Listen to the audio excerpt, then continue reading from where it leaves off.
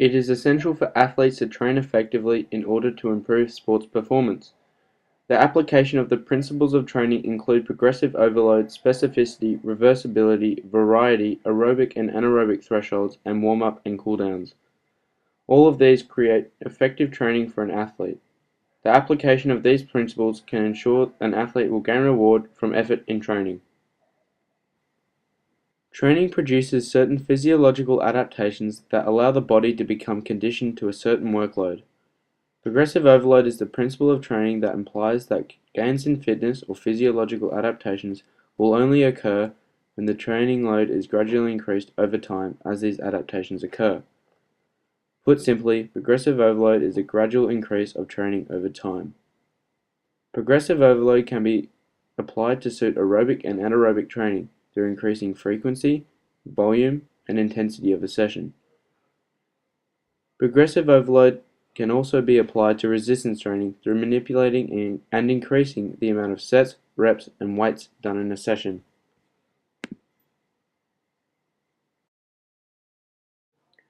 Progressive overload can be applied to anaerobic interval training. This sprinter is completing an anaerobic interval session with 40-meter sprints repeated 5 times. Each sprint is done with a rest period of approximately 20 seconds. This session is currently repeated 3 times per week.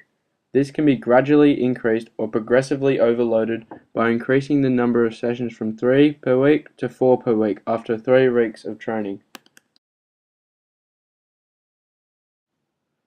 Progressive overload can be applied to resistance training. This rugby player is completing 4 sets of 10 reps of a 100 kilo leg press as a component of a strength training program. Due to the physiological adaptations occurring due to training, such as the muscle hypertrophy of the quads, glutes, and hamstrings, the athlete becomes conditioned to training. After a period of time, the increase of the resistance of this exercise should be according to the increase in strength.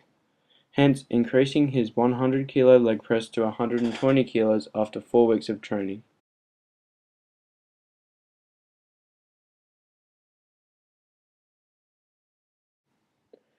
It is important for athletes in training to know that physiological adaptations from training don't occur in the same time frame, and it is important that progressive overload is applied gradually.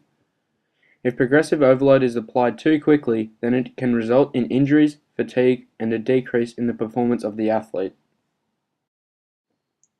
The effects of training are reversible. The lack of training causes a detraining effect. If an athlete ceases training, then the physiological adaptations that were gained in training are lost. The detraining effect is gradual. In other words, the more time away from training, the greater the detraining effect is. Aerobic training is where the loss of cardiovascular endurance occurs. Detraining occurs at a slower rate than resistance and flexibility training, as aerobic conditioning is somewhat maintained through everyday activity such as walking. Resistance detraining results in the loss of strength or muscle atrophy, the reduction in the size of the muscle. Resistance detraining occurs faster than aerobic training due to the lack of stimulation from day-to-day activity. It is also good to commit to memory that flexibility detraining results in tightness of the muscles and loss of muscle elasticity. Detraining affects flexibility the fastest. A 3-kilometer runner as a part of his training program includes aerobic interval training and does 1-kilometer intervals. During training he is able to maintain high speed, completing an interval in approximately 3 minutes and 10 seconds. Due to the lack of training for 2 months, the detraining effect takes place. This athlete is completing the exact same aerobic interval session and completes the same 1-kilometer interval with a lower speed, taking 3 minutes and 45 seconds. Here, this rugby player is completing a resistance training program that includes the squat as an exercise. Throughout his normal training regime, he completes 4 sets of 7 reps with 60 kilos of resistance.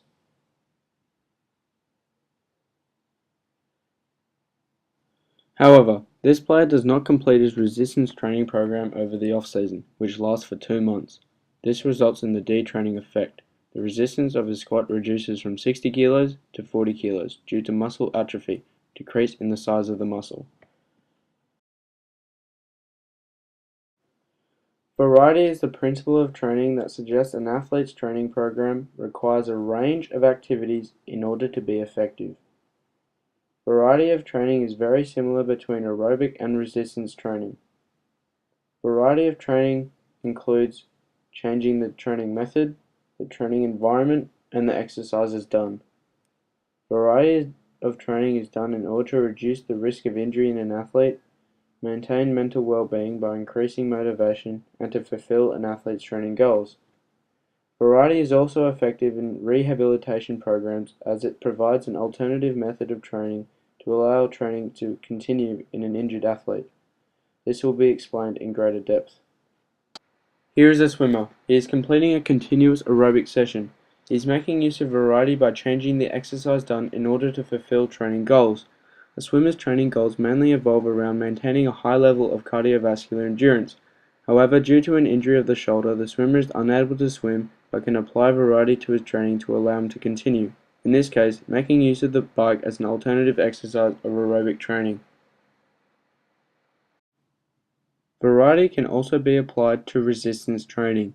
Here is a javelin thrower who is completing Smith machine bench press as a component of his strength training program. This is done in order to achieve increased strength in the pectoral muscles.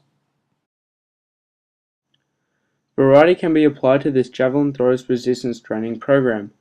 This is achieved by changing the method of strength training from fixed weights to free weights. This is shown by changing Smith machine bench press to bench press. Both exercises target pectoral muscles.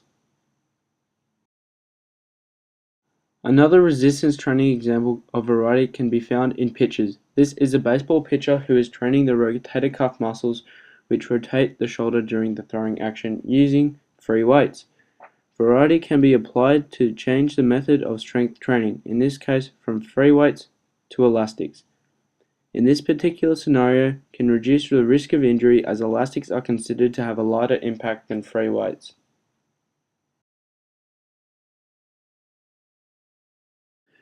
To finish, here are some points to take away.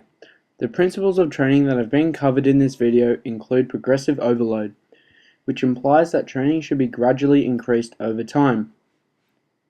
Reversibility, or the detraining effect, that implies that adaptations gained in training are lost due to the lack of training. And variety, that suggests that training should have a range of activities in order to be effective.